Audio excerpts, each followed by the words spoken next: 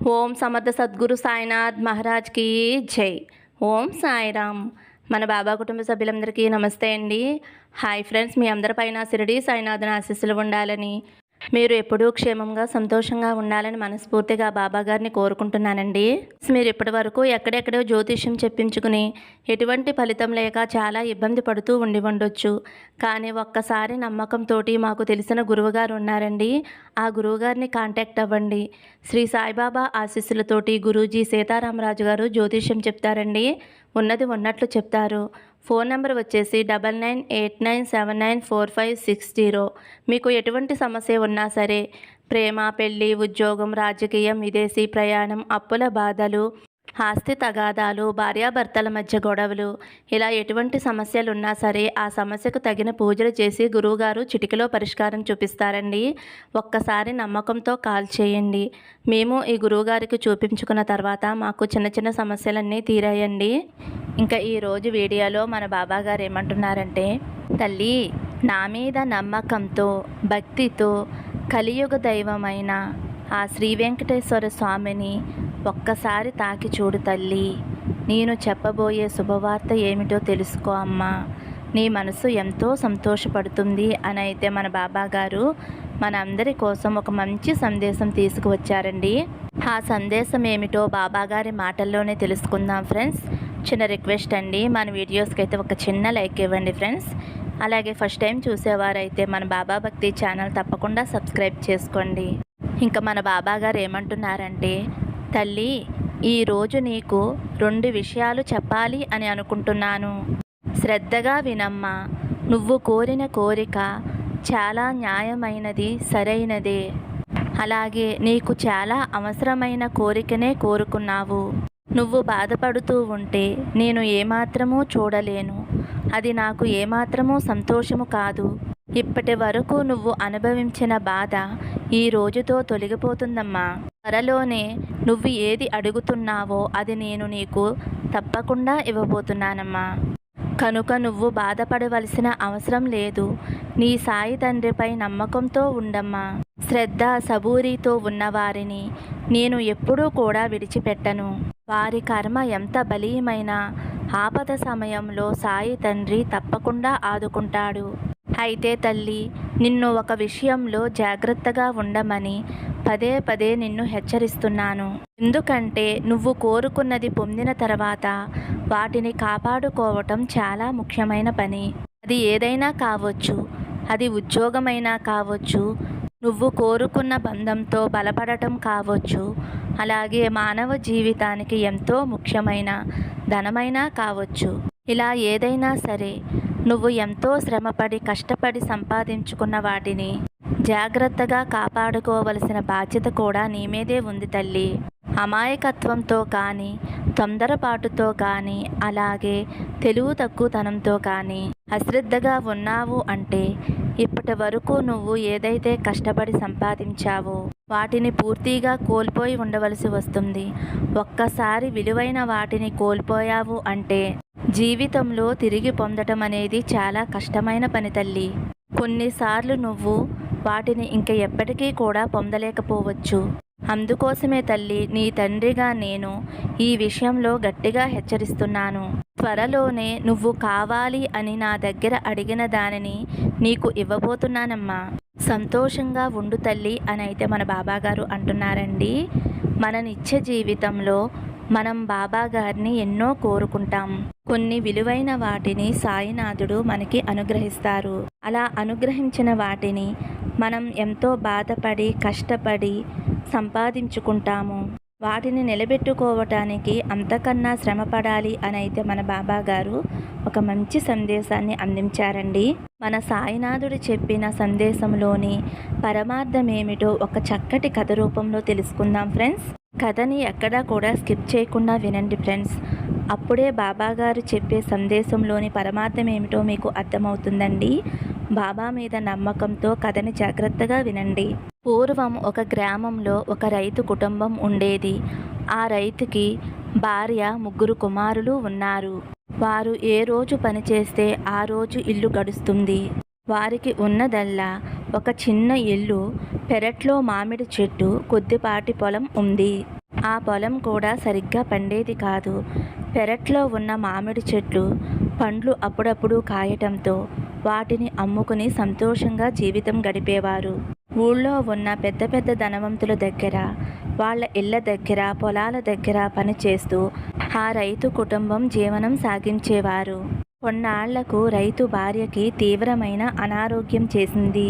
గ్రామంలోని వైద్యుడు రైతు భార్యను పరిశీలించి ఆమెకు ఉన్న అనారోగ్యం పోవాలి అంటే పట్నం తీసుకెళ్లి పెద్ద హాస్పిటల్కి చూపించాలి అని చెబుతాడు. కటిక పేదవాడైన రైతు రోజు గడవటమే కష్టం కనుక పట్నం తీసుకువెళ్లే శక్తి అతనికి లేకపోయింది. అందువల్ల ఆ అనారోగ్య సమస్యలతో భార్య కొద్ది రోజుల్లోనే చనిపోతుంది. అలా భార్య మరణించడంతో రైతు ఎంతగానో బాధపడతాడు. కొన్నాళ్లకు రైతు కూడా భార్య లేదన్న దిగులుతోటి, అనారోగ్య సమస్యలతోటి అతను కూడా చనిపోతాడు. అలా చిన్న వయసులోనే ఆ ముగ్గురి పిల్లలు కూడా తల్లిని తండ్రిని కోల్పోతారు. కానీ వాళ్ళల్లో వాళ్లే ధైర్యం చెప్పుకుంటూ తన తండ్రి లాగానే పెరట్లో ఉన్న మామిడి చెట్టు పండ్లు అమ్ముకుంటూ ధనవంతుల ఇళ్లల్లో పనిచేస్తూ ముగ్గురు కూడా జీవనం సాగిస్తూ ఉంటారు. ఎలా చేసినా కానీ వారి పేదరికం అనేది పోదు. ఒక పూట తింటూ ఒక పూట తినకుండా పస్తులుంటూ అష్ట కష్టాలు పడుతూ జీవనం సాగిస్తూ ఉంటారు. ఇలా జరుగుతూ ఉండగా ఒకరోజు ఆ గ్రామానికి ఒక గొప్ప సిద్ధుడు వస్తాడు. సిద్ధుడు హిమాలయ ప్రాంతాల నుంచి దక్షిణ ప్రాంతాల వైపు పుణ్యక్షేత్రాలను సందర్శించాలనే ఉద్దేశంతో కాలినడకతో హిమాలయ ప్రాంతాల నుంచి దక్షిణ ప్రాంతాల వరకు నడిచి వస్తాడు. ఆ సిద్ధుడు హిమాలయాల్లో తపస్సు చేసి అక్కడ ఉన్న గురువులను మెప్పించి వారి ద్వారా గొప్ప గొప్ప మంత్రాలను సిద్ధింపచేసుకుంటాడు. ఎంతో మంచి హృదయంతో ఉంటాడు. ఎవరు ఏది అడిగినా కాదు అని చెప్పడు. ఎవరైనా ప్రేమతో ఆహార పదార్థాలు ఆయనకి అందిస్తే ఆహార పదార్థాలు మాత్రమే తీసుకునేవాడు. ధనం రూపంలో ఏది కూడా తీసుకునేవాడు కాదు. అలా ఆ సిద్ధుడు దక్షిణం వైపు వస్తూ గ్రామాలన్నిటిలోనూ ఉన్న కష్టాలను తొలగిస్తూ ఎన్నో రకాలైన మంచి పనులు చేస్తూ ఉంటాడు.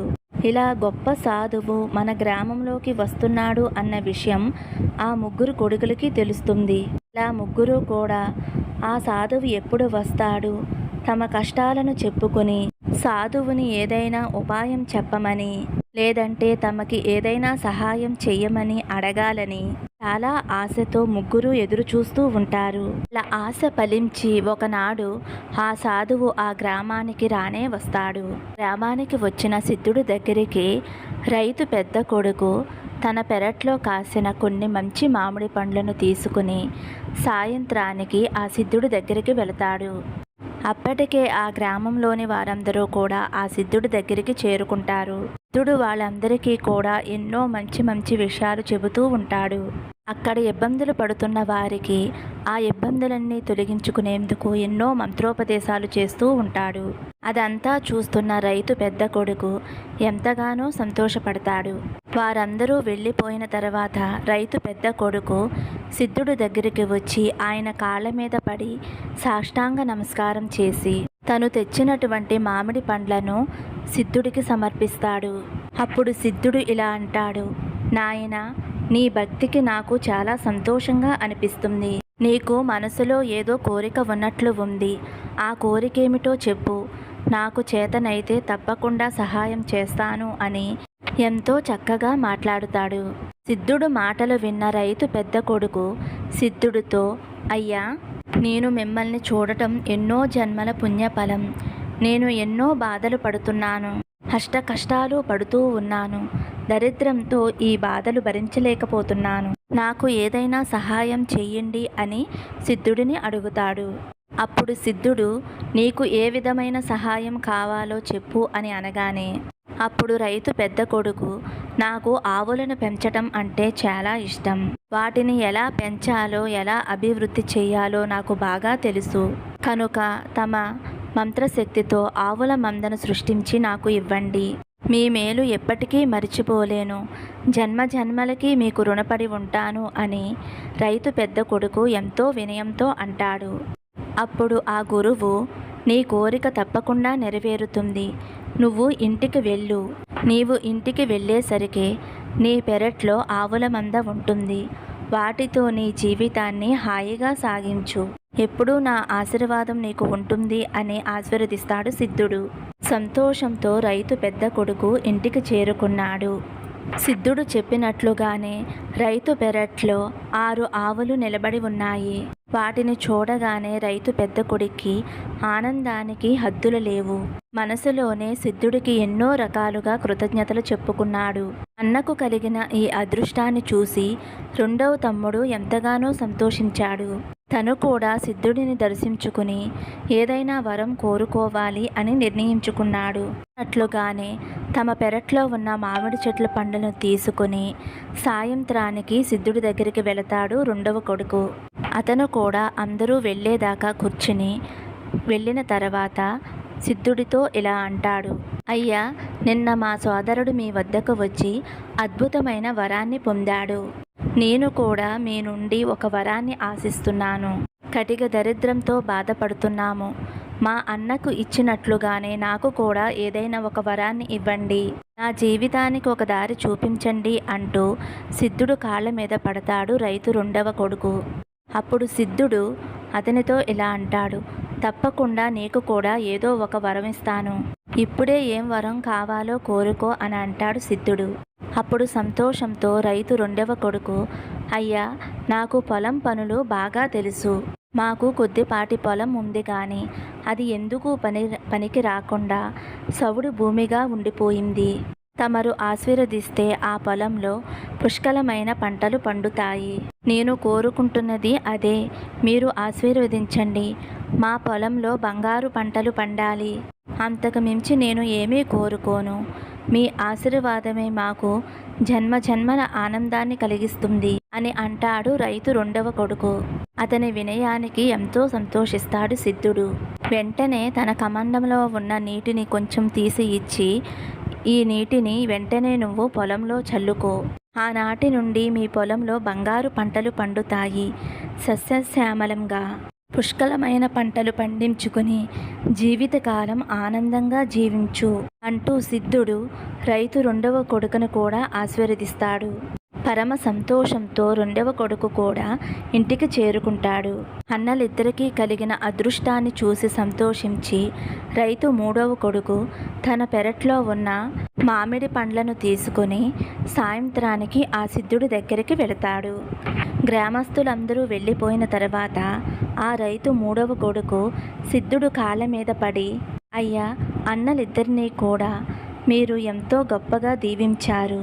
నేను కూడా తమ వద్ద నుండి ఏదైనా వరం పొందాలి అని వచ్చాను అని అనగానే సిద్ధుడు, నువ్వు నా నుండి ఏ వరం కావాలి అని కోరుకుంటున్నావో చెప్పు, వెంటనే నేను అనుగ్రహిస్తాను అని అంటాడు. అప్పుడు రైతు మూడవ కొడుకు సిద్ధుడి పాదాల మీద పడి, అయ్యా, నేను ఆస్తులు కానీ ధనం కానీ మీ నుండి నేను ఆశించటం లేదు. మీ కృపా కటాక్షాలు ఎల్లప్పుడూ జీవితకాలం నా మీద ఉండాలి అని కోరుకుంటున్నాను. నాకు గుణవతి, తెలివైన, సమయస్ఫూర్తి కలిగిన చక్కటి అమ్మాయి భార్యగా లభించేలా ఆశీర్వదించండి. మీ ఆశీర్వాదం ఫలిస్తే నా జీవితకాలం నేను సంతోషంగా ఉంటాను అంటూ రైతు మూడవ కొడుకు సిద్ధుడు పాదాలను ఆశ్రయించాడు. సిద్ధుడు ఎంతో సంతోషంతో, తదాస్తు, నువ్వు కోరుకున్న కోరిక నెరవేరుతుంది. మంచి లక్షణాలు ఉన్న అమ్మాయిని త్వరలోనే నువ్వు వివాహం చేసుకుంటావు అని ఆశీర్వదించాడు. తరువాత రైతు మూడవ కొడుకు ఇంటికి చేరుకున్నాడు. సిద్ధుడు తీర్థయాత్రల కోసం ఆ గ్రామం నుండి వెళ్ళిపోతాడు.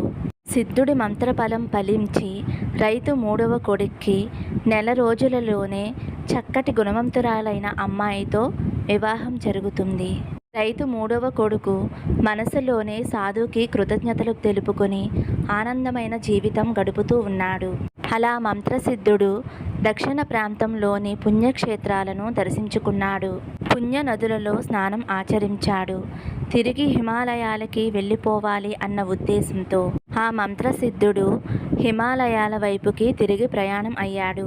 దారిలో తను ఆశీర్వదించిన గ్రామాలను చూడాలి అన్న ఉద్దేశంతో మళ్ళీ వెళ్ళాలి అన్న ఆశ కలుగుతుంది. ఆ సిద్ధుడు ఆశీర్వదించిన గ్రామాలకు ప్రయాణం చేస్తూ వీళ్ళ ఉన్న గ్రామానికి కూడా వస్తాడు. తన ఆశీర్వాదంతో సంతోషంగా ఆనందంగా గడుపుతున్న రైతు ముగ్గురు కొడుకులని ఆయనకు చూడాలి అని అనిపించింది. వెంటనే మంత్రసిద్ధుడు తను ఒక మారు వేషాన్ని ధరించాడు. ముందుగా రైతు పెద్ద కొడుకు ఇంటికి వెళ్ళాలి అన్న ఆలోచనతో ఒక స్త్రీ వేషం ధరించి చంటి బిడ్డని ఎత్తుకుని రైతు పెద్ద కొడుకు ఇంటికి చేరుకున్నాడు. ఉదయం సమయం కాబట్టి రైతు పెద్ద కొడుకు ఆవు పాలు పిండి ఆ పాలను అమ్మే హడావిడిలో ఉన్నాడు. అప్పుడు మారువేషంలో ఉన్న మంత్రసిద్ధుడు రైతు కొడుకు ముందు నిలబడి, అయ్యా, పసిబిడ్డ పాలు కోసం ఏడుస్తున్నాడు. మరో దయగలవారు నా బిడ్డకి కాసిన పాలు ఇప్పించండి. మీ మేలు ఈ జన్మలో మర్చిపోలేను అంటూ ఎంతో దీనంగా బ్రతిమలాడుతాడు. రైతు పెద్ద కొడుకు భిక్షగత్తె రూపంలో అసహ్యంగా ఉన్న మంత్రసిద్ధుడిని అసహ్యంగా చూస్తూ, ఇలా అడుక్కు తినటానికి నీకు ఏమీ సిగ్గు లేదా? ఉదయమే ఇలా నా ఇంటి ముందుకు వచ్చావు. ఇలా అడుక్కునే వాళ్ళకి పొద్దున్నే ఎవరి ఇంటికి వెళదామా, గోల చేద్దామా అని చూస్తూ ఉంటారు. నేను ఇక్కడ పెట్టుకున్న పాలు అమ్మటానికే కానీ నీలాంటి వారికి దానం చేయటానికి కాదు. తక్షణమే ఇక్కడి నుంచి వెళ్ళిపో. నిన్ను చూస్తే నా దగ్గర పాలు కొనేవాళ్ళు పాలు కొనటానికి కూడా రారు అంటూ చాలా అసహ్యంగా మాట్లాడుతూ కసురుకున్నాడు. ఆ విధంగా చేసిన రైతు పెద్ద కొడుకుని చూడగానే మంత్రసిద్ధుడికి చాలా కోపం కలిగింది.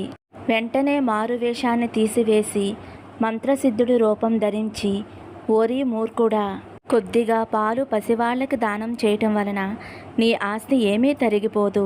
నీ మనసులో ఉన్న లోపబుద్ధిని బయట పెట్టుకున్నావు. ఒకనాడు నువ్వు కూడా నా దగ్గరికి అడుక్కుంటూనే వచ్చావు. ఆ విషయాన్ని ఈరోజు నువ్వు ధనమదంతో మర్చిపోయావు. కనుక నీ మునపటి స్థితిని నీకు చూపించదలుచుకున్నాను. నేను నీకు ఇచ్చినటువంటి వరాన్ని నేను తిరిగి వెనక్కి తీసుకుంటున్నాను. నువ్వు వచ్చిన నాడు ఎలా ఉన్నావో అదే స్థితికి ఈ క్షణమే వెళ్ళిపోతావు. అలా శపిస్తూ వెంటనే మంత్రసిద్ధుడు అక్కడి నుంచి అదృశ్యమయ్యాడు. మరుక్షణమే రైతు పెద్ద కొడుకు పెరట్లో ఉన్న ఆవుల మంద మాయమైపోతుంది. ఆ క్షణం నుండి రైతు పెద్ద కొడుకు యథావిధిగా దరిద్రం అనుభవించటం మొదలయ్యింది. తర్వాత మంత్రసిద్ధుడు మధ్యాహ్నం వేళకు ఒక యాచకుడి రూపం ధరించి రైతు రెండవ కొడుకు ఇంటికి వెళతాడు. సమయంలో రైతు రెండో కొడుకు వారి కుటుంబంతో కలిసి ఆనందంగా భోజనం చేస్తూ ఉన్నాడు. యాచకుడి రూపంలో ఉన్న సిద్ధుడు తనకి బాగా ఆకలిగా ఉంది అని, అన్నం పెడితే పుణ్యం ఉంటుంది అని బయట నుండి కేకలు పెట్టడం మొదలుపెట్టాడు. కేకలు విన్న రైతు రెండవ కొడుక్కి చాలా చిరాకుగా అనిపించింది. గబగబా బయటకు వచ్చి, ఈ అడుక్కునే వాళ్ళకి పని పాట లేదు. మధ్యాహ్నం అయితే చాలు ఎవరి ఇంటి మీదకి వెళ్ళి అన్నం అడుక్కుందామా అని ఎదురు చూస్తూ ఉంటారు. నీలాంటి వాళ్ళకి ఒక్క మెతుకు కూడా పెట్టకూడదు. చక్కగా ఉన్నావు, ఏదైనా పని చేసుకోలేవా? అన్నం తింటున్న వాళ్ళని విసిగించకూడదన్న జ్ఞానం కూడా నీకు లేదు. ఇప్పుడు అన్నం కాదు కదా, ఒక్క మెతుకు కూడా పెట్టను అంటూ నిలబడి ఉన్న సిద్ధుడిని, యాచక రూపంలో ఉన్న సిద్ధుడిని కిందకి తోసివేస్తాడు రైతు రెండవ కొడుకు. మరుక్షణమే సిద్ధుడు తన అసలు రూపం ధరించి రైతు రెండవ కొడుకు ముందు నిలబడి, ఓరి మూర్ఖుడా, ఒకనాడు నాకు పట్టడన్నం దొరికితే చాలు అని నా కాళ్ళ మీద పడ్డావు. కానీ ఈనాడు తిండి మదంతో కన్ను మిన్ను కానక ఒక యాచకుడికి గుప్పెడు అన్నం పెట్టడానికి నీకు చేతులు రాలేదు. కనుక నేను ఇచ్చినటువంటి వరాన్ని తిరిగి తీసుకుంటున్నాను. నువ్వు ఒకప్పుడు ఎలా ఉన్నావో అదే స్థితికి వెళ్ళిపోతావు. ఈనాటి నుండి నీ భూమి ఒక గింజను కూడా నీకు ఇవ్వదు. అలా శపించి మంత్రసిద్ధుడు అక్కడి నుండి అదృశ్యమైపోయాడు. మంత్రసిద్ధుడు వెళ్ళిపోగానే రైతు రెండవ కొడుకు భూమి పంట వేయటానికి పనికి రాకుండా సవుడు భూమిగా మారిపోయింది. అటు తర్వాత మంత్రసిద్ధుడు మళ్ళీ యాచకుడి రూపం ధరించి మూడవ కొడుకు ఇంటికి వెళ్ళాలి అని అనుకున్నాడు. తన మనసులో ఇలా అనుకుంటాడు, రైతు ఇద్దరు కొడుకులు కూడా ఈ విధంగా ఉన్నారు. మూడవ కొడుకు ఎలా ఉంటాడో, అందులోనూ అతను చక్కని కన్యను వివాహం ఆడాలి అని కోరుకున్నాడు కదా, అతనిని కూడా పరీక్షించి చూస్తాను అని నిర్ణయించుకున్నాడు. సాయంకాలం సమయానికి రైతు మూడవ కొడుకు ఇంటికి యాచకుడి రూపంలో సిద్ధుడు చేరుకున్నాడు. బయట నుంచి, అయ్యా, నాకు తినడానికి ఏమైనా ఆహారం పెట్టండి. చాలా దూరం నుండి నడిచి వస్తున్నాను. ఈ చలికి అల్లాడిపోతున్నాను. ఇలా కేకలు పెడుతూ ఉంటాడు. అప్పుడు రైతు మూడవ కొడుకు భార్య బయటకు వచ్చి యాచకుడి రూపంలో ఉన్న మంత్రసిద్ధుడిని చూసి, అయ్యా, మీరు ఎవరు? ఈ సమయంలో బయట ఉండడం మంచిది కాదు. అతిథులు దేవతలతో సమానం అని అంటారు. మమ్మల్ని అనుగ్రహించటానికి ఏ దేవతామూర్తో మీరు నాకు తెలియదు. లోపలికి రండి. మీరు ఈ రాత్రికి మా ఇంట్లోనే ఉండండి. మీకు కావలసిన ఏర్పాట్లు చేస్తాను అని అంటూ తన భార్య వైపుకు తిరిగాడు రైతు మూడవ కొడుకు. అతని భార్యకి విషయమంతా కూడా పూర్తిగా అర్థమైంది. ఆమె ఎంతో ప్రేమతో గౌరవంతో యాచకుడి రూపంలో ఉన్న మంత్రసిద్ధుడిని లోపలికి తీసుకువెళ్ళింది. అతను పడుకోవటానికి సదుపాయాలు ఏర్పాటు చేసింది. కప్పుకోవటానికి చక్కటి కంబలిని ఇచ్చింది. ఆ తరువాత అతను తాగటానికి వేడివేడిగా జావ కాసి ఇచ్చింది. ప్రేమగా అతని పాదాలు ఒత్తుతూ అతను పడుకునేందుకు ఏర్పాటు చేసింది. వాళ్ళు చేస్తున్న అతిథి మర్యాదలకు మంత్రసిద్ధుడు ఎంతో ఆనందంతో పొంగిపోయాడు. వెంటనే తన మారు రూపాన్ని తీసివేసి యథారూపంలోకి వచ్చాడు. చుట్టూ వారు ఉంటున్నటువంటి ఇంటిని, వారు వేషధారణం చూశాడు. వెంటనే సిద్ధుడు రైతు మూడో కొడుకుతో, నాయనా, నీలాంటి వాడు ఎప్పుడూ కూడా లక్ష్మీ అనుగ్రహం పొందకుండా ఉండకూడదు. తప్పకుండా నీకు సిరి సంపదలు కలిగేలా నేను చేస్తాను. నువ్వు ఎప్పుడూ కూడా అతిథి సేవను మర్చిపోవద్దు. ఈ ఊరు చివర నేను ఆనాడు వచ్చి కూర్చున్నటువంటి చెట్టు కింద తవ్వుకో. అక్కడ నీకు ఎంతో ధనం లభిస్తుంది. ఆ ధనంతో నువ్వు పొలాన్ని, పశువులని కొనుక్కుని అతిథి సేవ చేసుకుంటూ నీ జీవితాన్ని ఆనందంగా గడుపు అని ఆ సిద్ధుడు అక్కడి నుంచి అదృశ్యమైపోయాడు. ఆ తరువాత రైతు మూడవ కొడుకు, తన భార్య ఇద్దరూ కూడా సిద్ధుడు చెప్పినట్లుగానే మర్రి చెట్టు కింద తవ్వారు. మంత్రసిద్ధుడి ఆశీర్వాదంతో వారికి వరహాలు ఉన్నటువంటి ఒక పాత సంచి దొరికింది. ఆ ధనంతో భార్యాభర్తలు ఇద్దరూ కూడా చక్కగా పొలాన్ని కొనుక్కుని, ఆవుల మందను కొనుక్కుని అతిథి సేవలు చేస్తూ సంతోషమైన జీవితం గడిపారు. మనకి సాయినాథుడు చెప్పే గొప్ప సందేశం ఇదే. తల్లి, నువ్వు ఏది కోరుకుంటావో అది తప్పకుండా పొందుతాను అనే నమ్మకంతో ఉండు. అలా పొందినటువంటి వరాన్ని చక్కగా సద్వినియోగం చేసుకో. పొరపాటున కనుక నువ్వు ఆ వరాన్ని కోల్పోయావు అంటే ఇక జీవితంలో నువ్వు తిరిగి దానిని పొందలేవు. అతిథి సేవ నీకు గొప్పగా మేలు చేస్తుంది తల్లి అనైతే మన బాబాగారు ఈ కథ ద్వారా మనకి గొప్ప సందేశాన్ని అందించారండి.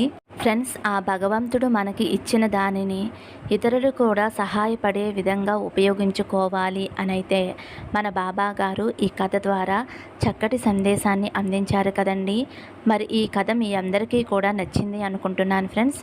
నచ్చితే ఒక చిన్న లైక్ ఇవ్వండి. అలాగే ఫస్ట్ టైం చూసేవారైతే మన బాబా భక్తి ఛానల్ తప్పకుండా సబ్స్క్రైబ్ చేసుకుని సపోర్ట్ చేయండి ఫ్రెండ్స్. సర్వే జన సుఖినో భవంతు. సమస్తం సద్గురు సాయినాథార్పణమస్తు. శుభం భవతు. జై సాయిరామ్.